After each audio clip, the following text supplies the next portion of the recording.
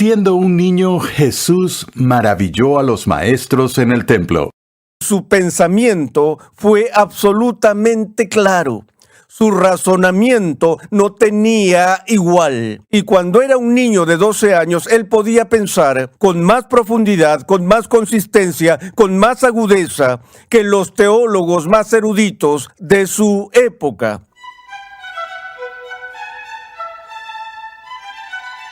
Desde niño, Jesús demostró una sabiduría que indicaba que efectivamente era Él el Hijo de Dios.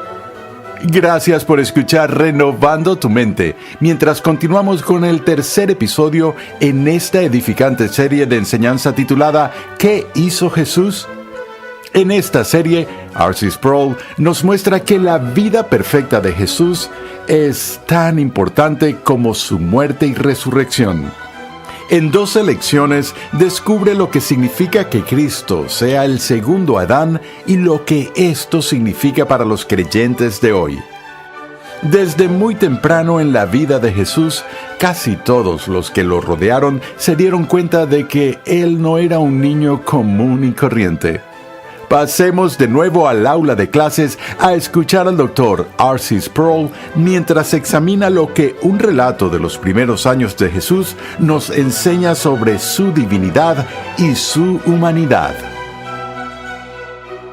Hoy continuamos con nuestro estudio de la obra de Cristo.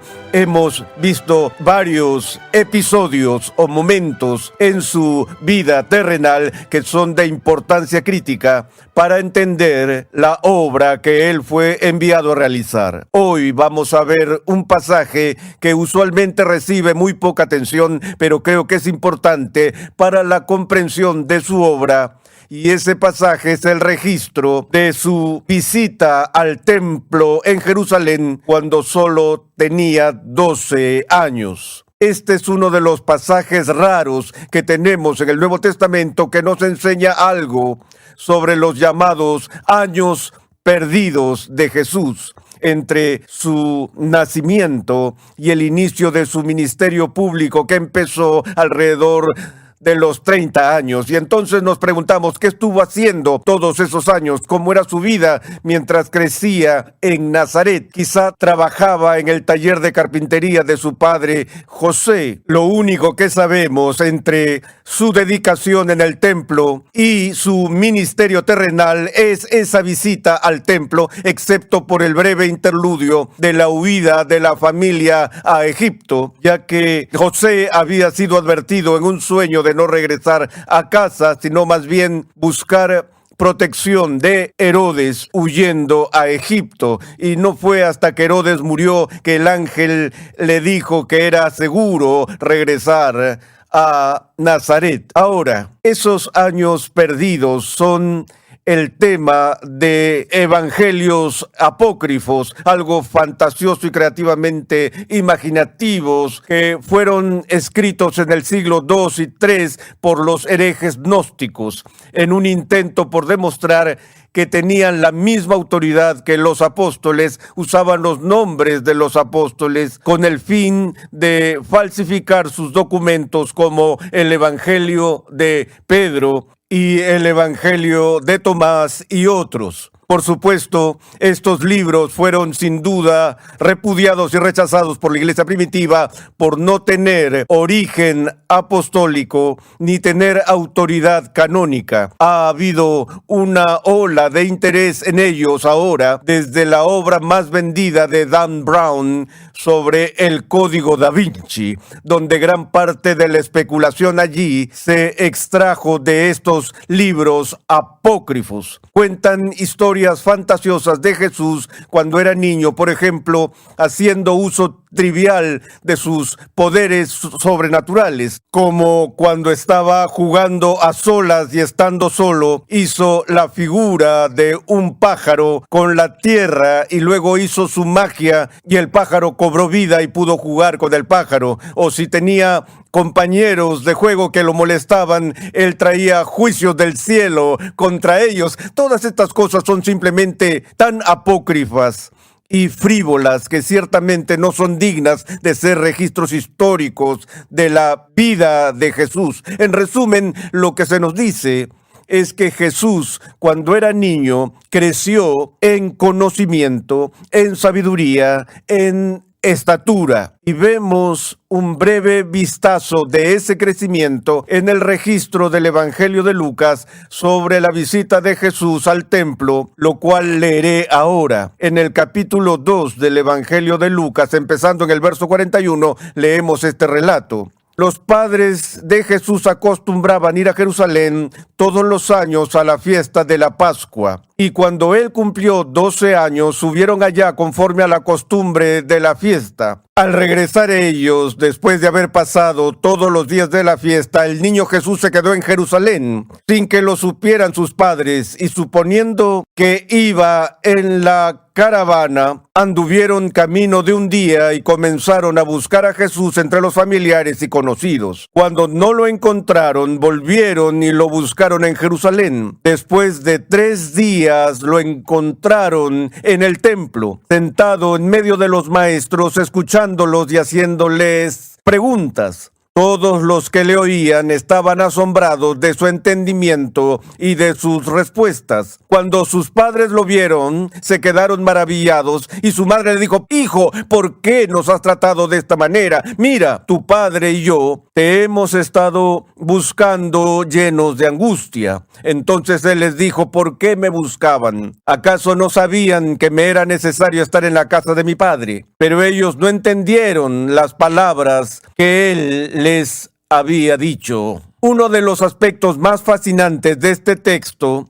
es que este episodio acentúa y enfatiza la respuesta de los teólogos de la época de Jesús a este niño de 12 años que aparece en el templo como un increíble niño prodigio, habiendo dominado tanto conocimiento de las Escrituras y de la teología, que los estaba confundiendo tanto por las respuestas a las preguntas que escuchó, como por las preguntas que les estaba planteando a ellos. Lo primero que quiero ver aquí con respecto a este asunto tiene que ver con el conocimiento de Jesús, que era tan radicalmente diferente de todos los demás en el país. ¿Por qué? Cuando vemos nuestra doctrina del pecado, cuando vemos la enseñanza bíblica de la caída de la raza humana, nos damos cuenta de que en esa caída los efectos del pecado impregnan a todo el ser humano. No solo expone el cuerpo a dolencias físicas, a enfermedades, a la muerte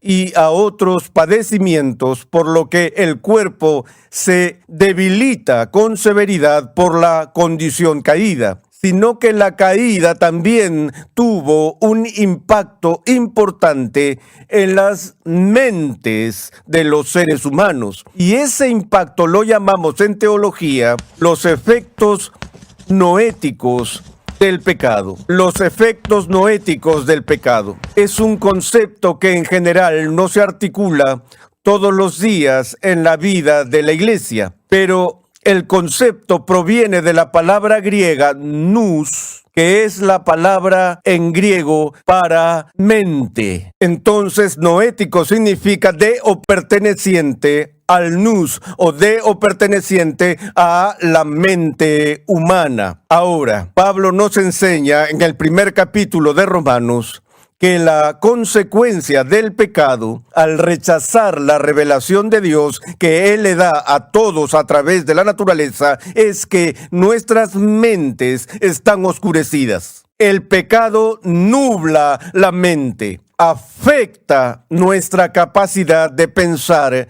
con claridad. Nos ha quedado todavía, después de la caída, la capacidad para razonar. Todavía podemos, incluso en nuestra pecaminosidad, sumar 2 y 2 y llegar a la conclusión de que eso es 4. O todavía podemos lidiar con silogismos y otros problemas filosóficos. Sin embargo, al mismo tiempo, cada uno de nosotros puede cometer errores en nuestros pensamientos y a veces errores muy graves y costosos. Se ha convertido en un adagio en nuestra cultura decir que errar es humano, que eso es un recordatorio constante de nuestra humanidad caída. ¿Por qué es, me pregunto con frecuencia, que las personas que están expuestas a mucha información similar llegan a conclusiones tan radicales? ¿Has notado que a veces, incluso cuando nos encontramos con otros cristianos, nos damos cuenta de que estamos en gran desacuerdo unos con otros? ¿Por qué? ¿Es acaso la Biblia tan confusa y tan carente de claridad que la gente llega a conclusiones tan diferentes en cuanto a lo que enseña, y esas conclusiones se pueden sostener con feroz tenacidad y crear todo tipo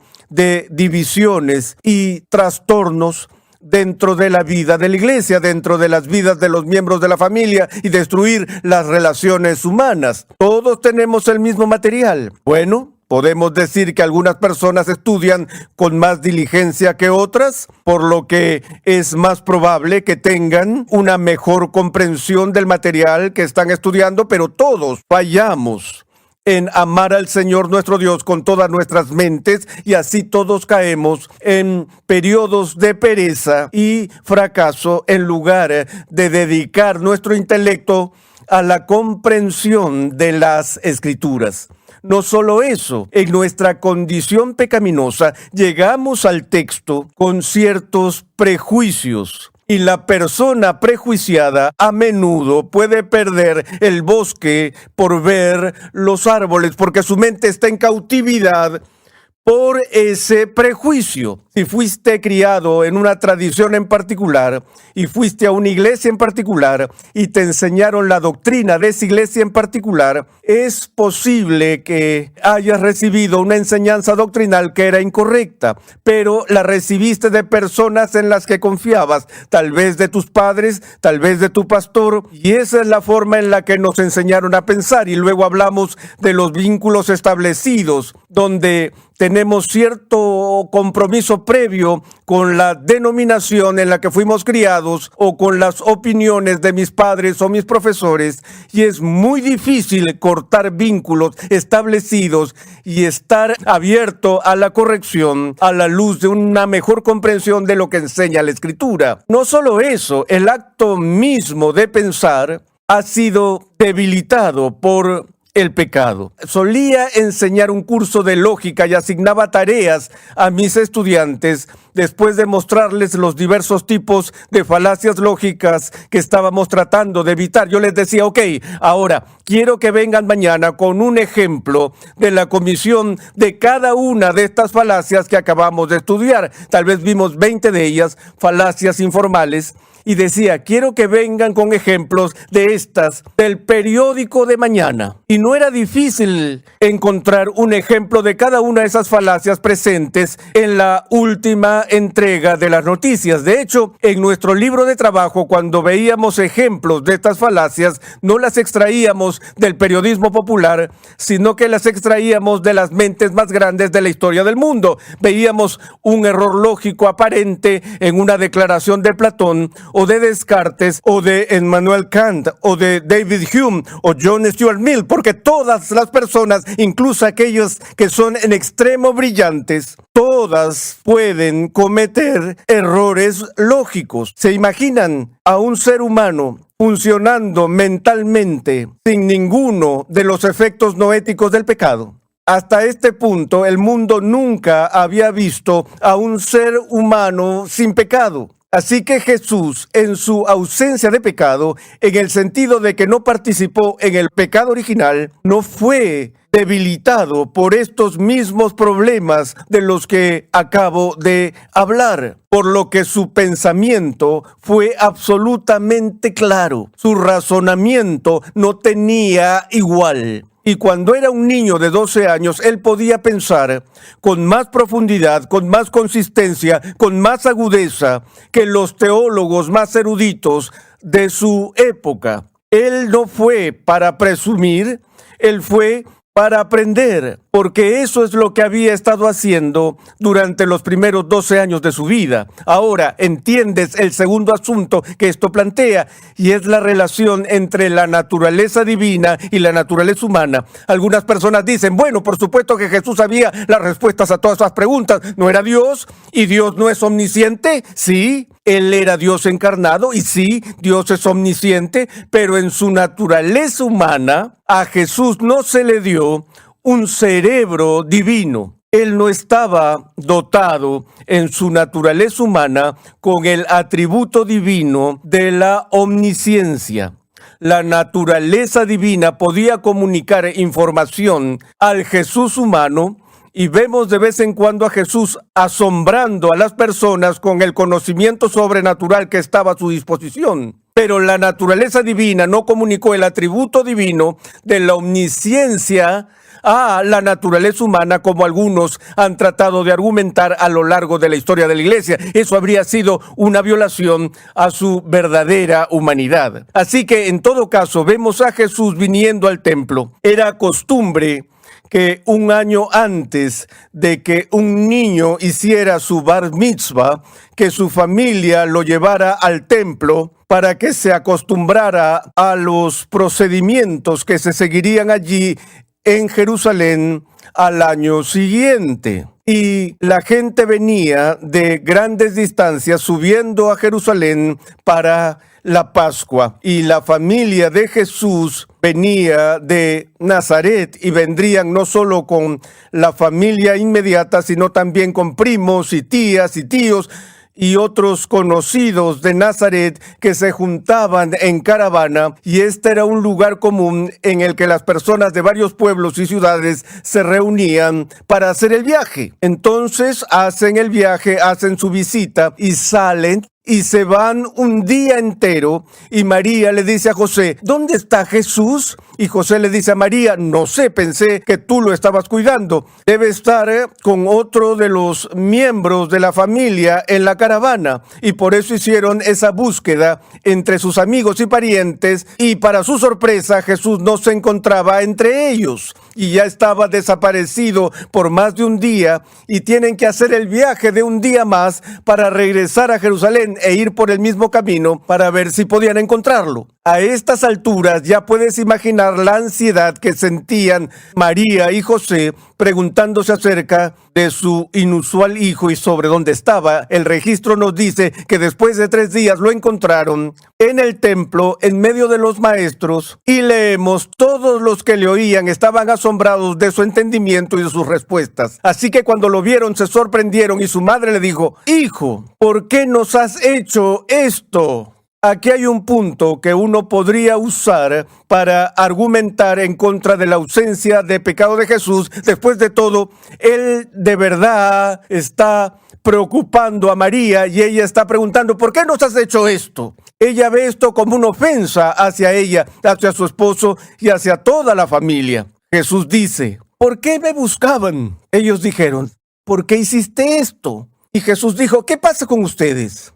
¿Por qué me están buscando? Deberían saber dónde estaba. Deberían saber lo que estaba haciendo. No saben que debo ocuparme de los asuntos de mi Padre, pero no entendieron la declaración que Él les dijo. Entonces hay un problema de conocimiento aquí. María y José no sabían dónde él estaba o por qué estaba haciendo lo que estaba haciendo.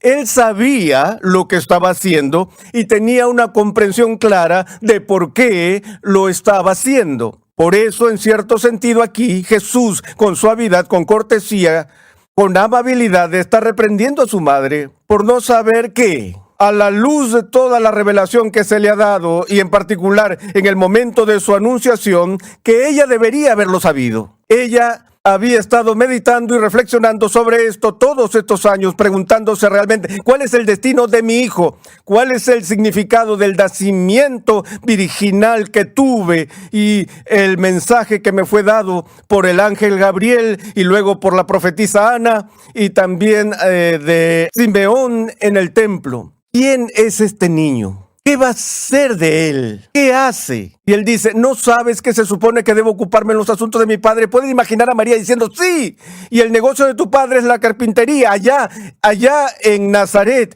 y allí es donde deberías haber estado, ayudando a tu papá. Pero Jesús está hablando de su Padre Celestial. Y esto también nos da una idea de su obra. Aquí, con tan solo 12 años, en su creciente percepción, en su creciente autoconciencia sobre cuál es su tarea en esta tierra, al menos él sabe esto, que tiene un trabajo por realizar para su Padre. Y ese trabajo tiene que ver de alguna manera con el templo y con todo lo que se está discutiendo allí en el templo. Ahora, como el Hijo de Dios encarnado, también entendemos que hay una especie de subordinación entre el Hijo y el Padre en la Trinidad. Hablamos de las distinciones en la economía de la Trinidad. Es decir, las distinciones que tienen que ver con la obra de Dios. Es el Padre quien envía al Hijo. Es el Hijo, como mencioné antes, quien viene y realiza la obra de redención. Es el Espíritu quien luego es enviado para aplicar la obra de redención a las personas. De modo que aquí incluso el Hijo terrenal, junto con la segunda persona divina de la Trinidad, es consciente de esta responsabilidad subordinada. Y Jesús tiene esta obsesión, él tiene esta compulsión de hacer lo que el Padre le ha enviado a hacer. Más tarde se diría de él que su carne y su bebida era hacer la voluntad del Padre. Y creo que no pasó mucho tiempo para que María y José, a pesar de que no lo entendieron del todo, de cierto entendieran que Jesús tenía una misión ante Dios sobre la que ellos habían sido informados. Una vez más, no conocían los detalles, pero creo que hablaron mucho en el camino de regreso a Nazaret sobre este episodio. Pero me alegro de que haya sido incorporado por Lucas, y Lucas es el único que nos cuenta esto. Cuando Lucas escribe su evangelio, al principio del evangelio nos dice que se había comprometido a dar un relato de los hechos, y todo parece indicar que entrevistó a María, porque tenemos más información sobre su nacimiento, su infancia y su vida temprana de parte de Lucas que de cualquier otra persona. Y entonces estoy seguro de que por el apoyo y el poder del Espíritu Santo junto al testimonio de María, estamos recibiendo este relato que nos prepara para entender la creciente autoconciencia y fijación de Jesús en la misión que le había sido dada por su Padre.